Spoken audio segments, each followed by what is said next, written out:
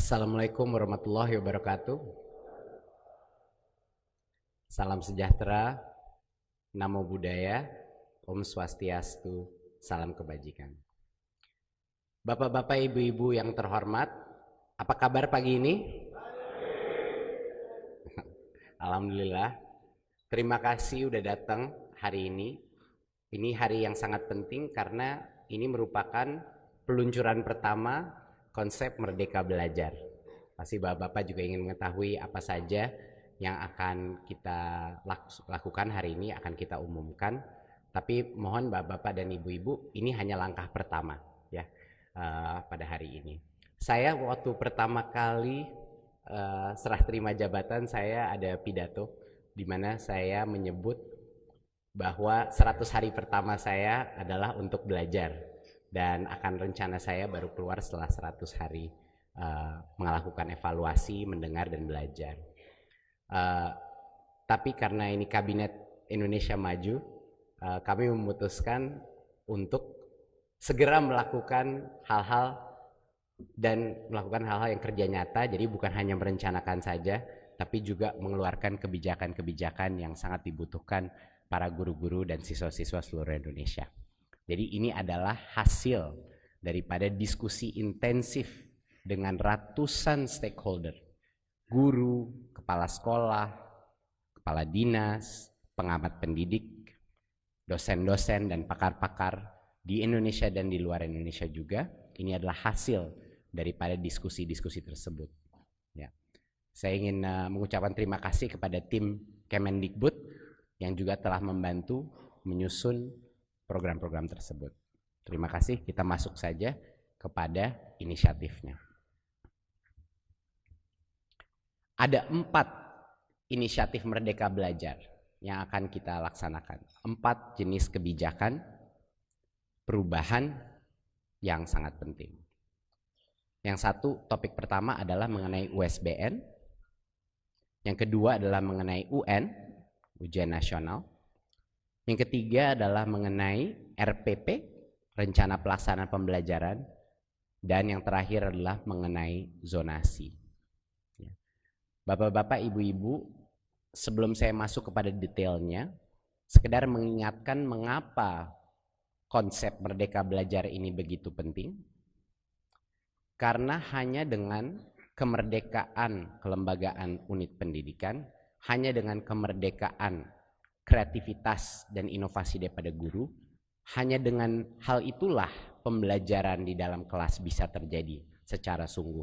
Jadi ini mohon diyakini, itu yang kita butuhkan, dan kami semua di Kemdikbud tidak akan mungkin bisa mencapai ini tanpa dukungan bapak-bapak, ibu-ibu di ruangan ini.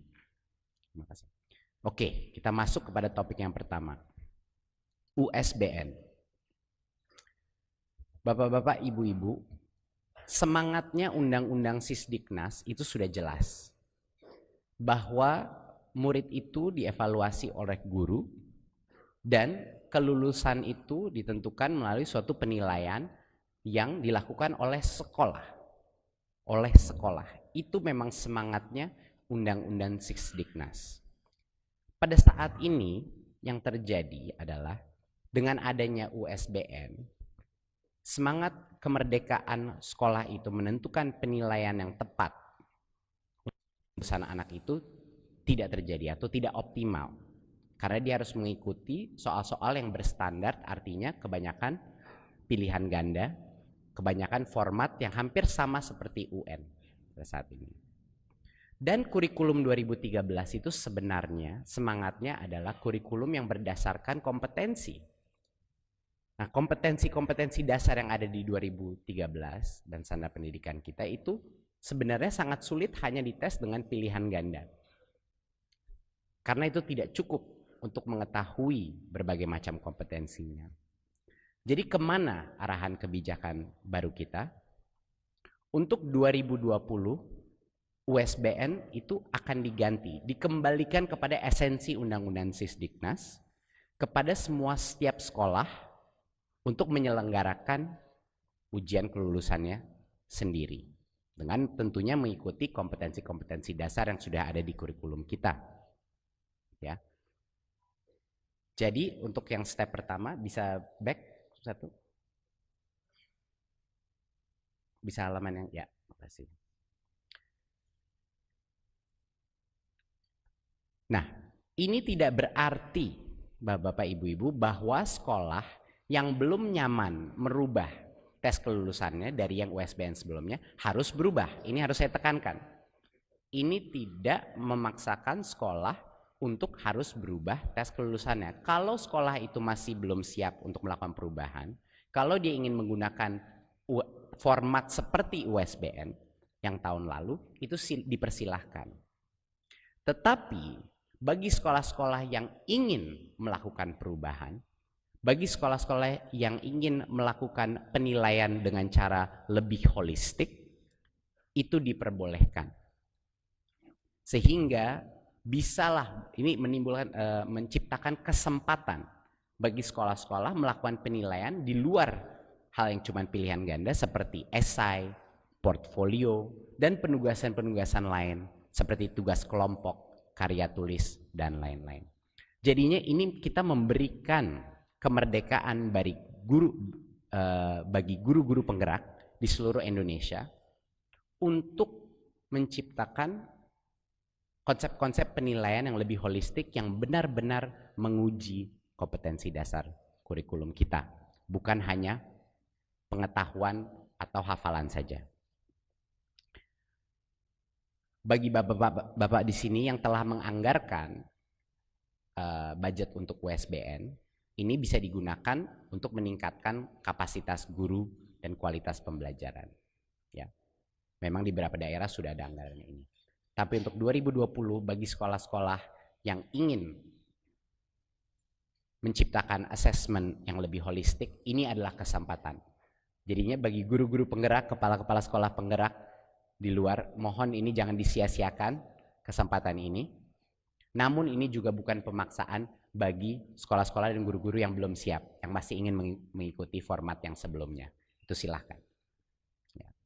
Ini adalah kebijakan USBN kita. Untuk yang kedua, next. UN. Ada beberapa isu atau masalah dengan UN pada saat ini. Dan ini berdasarkan survei dan diskusi dengan berbagai macam orang tua, siswa, guru-guru, dan kepala sekolah juga.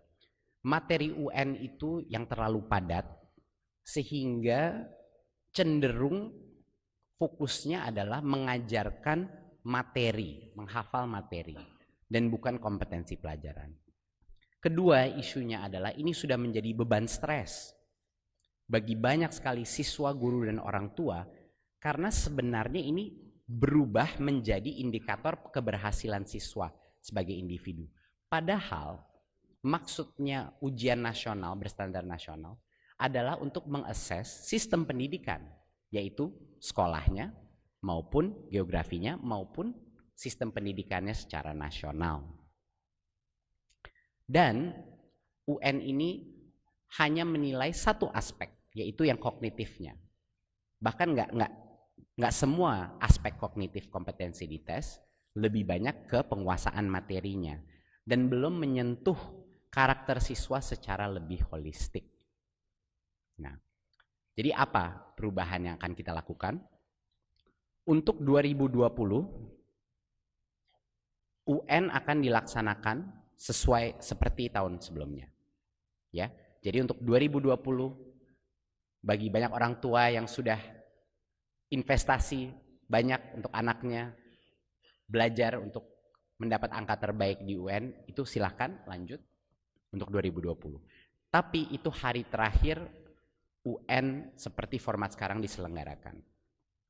Di tahun 2021 UN itu akan diganti menjadi asesmen kompetensi minimum dan survei karakter. Nah, akan saya jelaskan. Yang pertama adalah penyederhanaan asesmen ini. Bapak-bapak, ibu-ibu, kayaknya kita semua di ruangan ini setuju. Secara nasional kita membutuhkan tolak ukur. Tidak bisa sama sekali kita tidak punya tolak ukur. Tapi apa yang diukur dan siapa yang diukur, itu yang akan berubah, Bapak Ibu-Ibu. Asesmen kompetensi minimum adalah kompetensi yang benar-benar minimum, di mana kita bisa memetakan sekolah-sekolah dan daerah-daerah berdasarkan kompetensi minimum. Apa itu materinya? Materinya yang bagian kognitifnya itu hanya 2. Satu adalah literasi, dan yang kedua adalah numerasi. Oke. Literasi itu bukan hanya kemampuan membaca, Bapak-bapak dan Ibu-ibu. Literasi adalah kemampuan menganalisa suatu bacaan, kemampuan mengerti atau memahami konsep di balik tulisan tersebut. Itu yang penting. Dan yang kedua, numerasi itu adalah kemampuan menganalisa menggunakan angka-angka dan matematika. Ya, ini adalah 2 hal yang akan menyederhanakan asesmen kompetensi yang dilakukan mulai tahun 2021.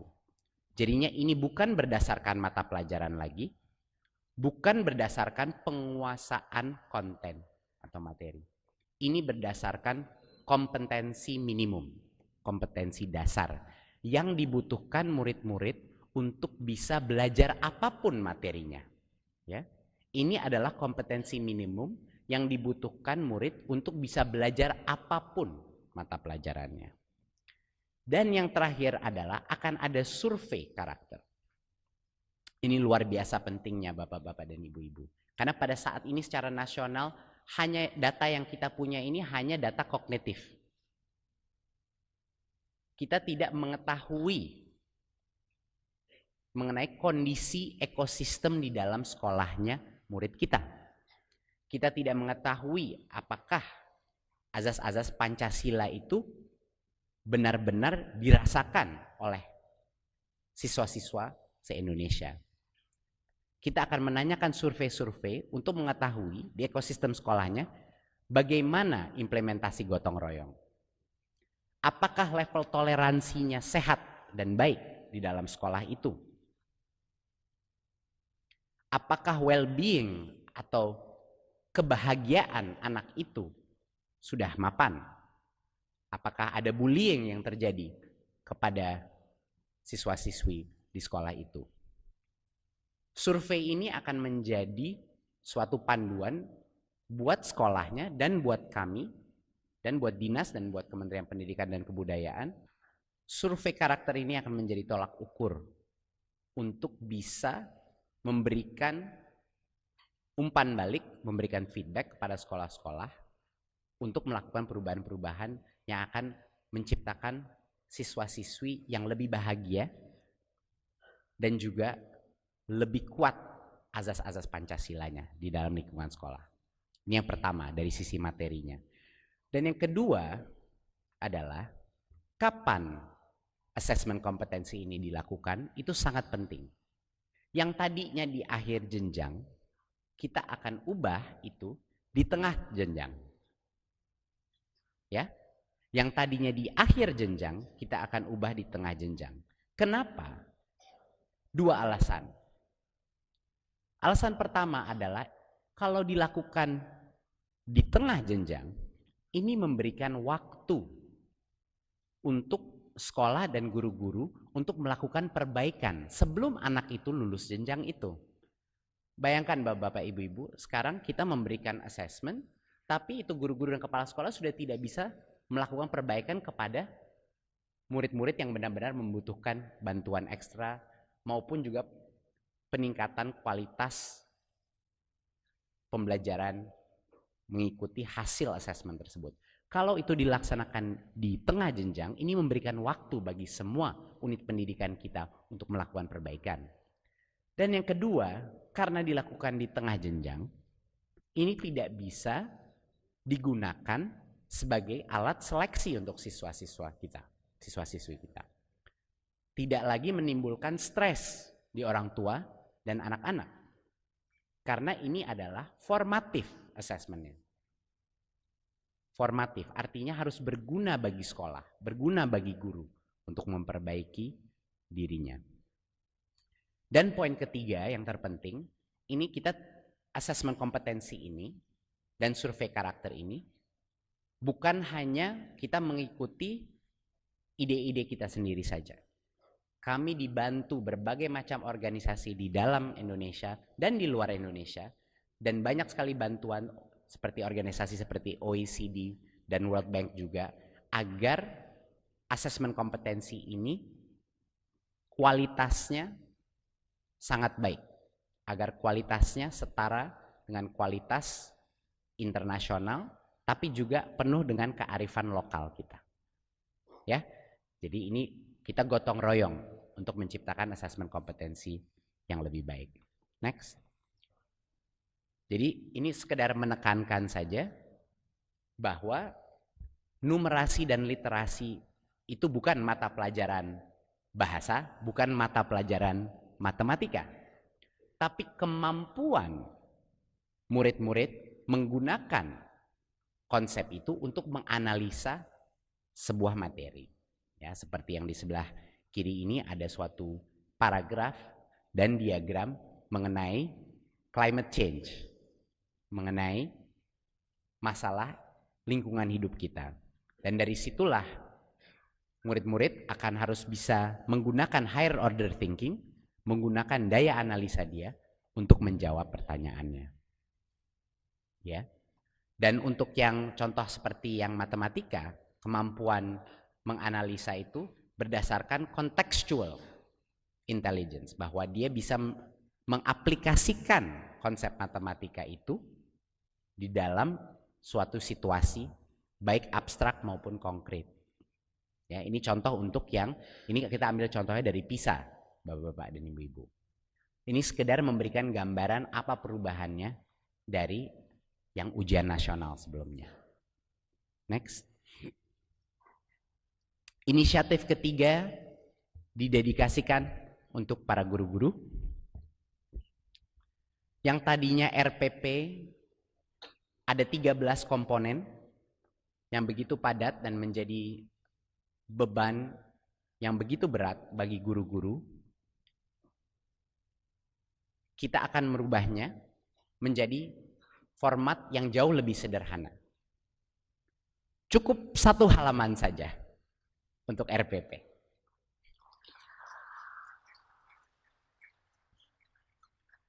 Cukup 1 halaman saja. Jadi yang tadinya ada belasan komponen, kita bikin 3 komponen saja. 3 komponen inti, yaitu tujuan pembelajaran, kegiatan pembelajaran, dan assessment atau penilaian pembelajaran. Ya, nanti akan diberikan berbagai macam contoh-contoh RPP yang cuma 1 halaman saja sudah cukup. Karena Bapak-bapak dan Ibu-ibu, yang penting mengenai RPP itu bukan hanya penulisannya. Sebenarnya esensinya RPP atau lesson plan adalah proses refleksi daripada guru itu. Pada saat dia menulis suatu RPP, dia laksanakan di kelas besoknya, dia kembali kepada RPP itu untuk melakukan refleksi. Dia melihat, tercapai nggak apa yang saya maksudkan? Dari situlah pembelajaran terjadi, bukan dengan nulis 10 halaman sekedar buat administrasi. Mohon bantuan bapak-bapak, ibu-ibu untuk mengkomunikasikan ini kepada semua pengawas di bawah bapak-bapak dan ibu-ibu, agar mengerti esensinya ini dan agar ini dilakukan tapi tidak menjadi beban yang terlalu berat. Karena esensinya adalah proses itu terjadi, itu yang penting. Ya, tentunya kami akan memberikan berbagai macam contoh-contoh RPP yang singkat tapi kualitasnya bagus juga. Ya, jadi RPP cukup 1 halaman. Yang berikutnya, zonasi. Oke. Zonasi bapak-bapak dan ibu-ibu itu sangat penting. Dan kami di Kementerian Pendidikan dan Kebudayaan mendukung penuh inisiatif zonasi ini. Tapi ada berbagai macam daerah yang mengalami kesulitan. Kami sadar. Enggak semua daerah itu siap untuk suatu policy zonasi yang sangat rigid. Ya. Sebelumnya jalur zonasi minimal 80%, jalur prestasi hanya 15% dan perpindahan 5%. Jadi kami ingin menciptakan suatu kebijakan yang bisa melaksanakan esensi atau semangat zonasi, yaitu pemerataan bagi semua murid untuk bisa mendapatkan kualitas yang baik, tetapi juga mengakomodir perbedaan di situasi di daerah-daerah. Jadi arahan kebijakan ke depannya adalah sedikit kelonggaran kita memberikan di zonasi.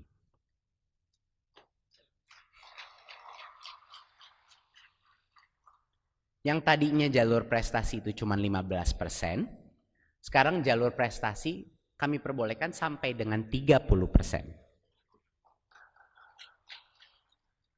Jadi bagi ibu-ibu dan bapak-bapak orang tua yang sangat semangat mempush anaknya untuk mendapatkan angka yang baik, untuk mendapatkan prestasi yang baik, inilah menjadi kesempatan untuk mereka untuk mencapai sekolah yang mereka inginkan. Tetapi tetap 70% itu mengikuti 3 kriteria, yaitu minimum zonasi adalah 50%, jalur afirmasi minimal 15%. Afirmasi adalah pemegang kartu Indonesia Pintar, Bapak-bapak dan Ibu-ibu ya. Itu maksudnya afirmasi. Dan tentunya jalur perpindahan itu 5%. Nah, sisanya berarti sampai dengan 30% itu jalur prestasi. Ini suatu kompromi di antara aspirasi kita untuk mencapai pemerataan, tapi juga aspirasi orang tua yang ingin anaknya yang berprestasi bisa mendapatkan choice atau pilihan di mana sekolah yang dia inginkan ya. Tentunya jangan lupa bapak-bapak dan ibu-ibu bahwa zonasi bukan berarti pemerataan. Tidak cukup hanya dengan zonasi. Yang dampaknya lebih besar lagi adalah pemerataan kuantitas dan kualitas guru. Benar nggak bapak-bapak, ibu-ibu? Itu yang lebih banyak dampaknya kepada pemerataan pendidikan. Dan itu yang saya membutuhkan dukungan bapak-bapak dan ibu-ibu untuk segera melakukan evaluasi paling tidak dari jumlah kuantitas guru. Kalau ada sekolah-sekolah yang banyak sekali guru berkumpul di sekolah itu, untuk dilakukan distribusi yang lebih adil bagi siswa-siswa di dalam sekolah yang kekurangan guru. Dan ini tentunya Kemendikbud tidak bisa melakukan ini tanpa bantuan kepala-kepala dinas. Jadi mohon support bapak-bapak untuk ini menjadi prioritas nomor 1. Untuk sekolah-sekolah yang kekurangan guru, mohon dilakukan distribusi yang baik demi siswa-siswi kita, bapak-bapak dan ibu-ibu. Next. Singkat. Jadi 4 topik tadi. Mungkin kita summarize bisa halaman tadi yang 1, 2, 3, 4. Back yang halaman pertama. Yang 4. Ya. Sekian presentasi saya bapak-bapak dan ibu-ibu. Ini adalah ronde pertama ya. Ini adalah ronde pertama Merdeka Belajar. Tidak ada perubahan yang nyaman-nyaman saja. Semua perubahan itu pasti ada tantangannya. Semua perubahan pasti ada ketidaknyamanannya. Tetapi seperti yang kita tahu, sudah waktunya Indonesia melompat ke depan, bukan hanya melangkah. Sudah waktunya kita melompat ke depan. Saatnya kita memberikan kemerdekaan kepada guru-guru kita dan kepada kepala-kepala sekolah kita untuk bergerak.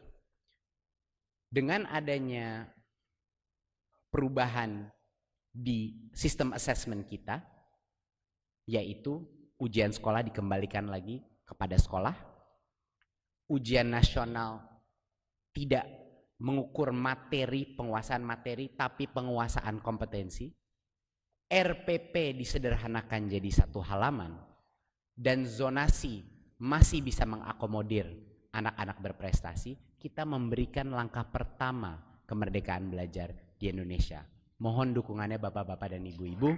Wassalamualaikum warahmatullahi wabarakatuh.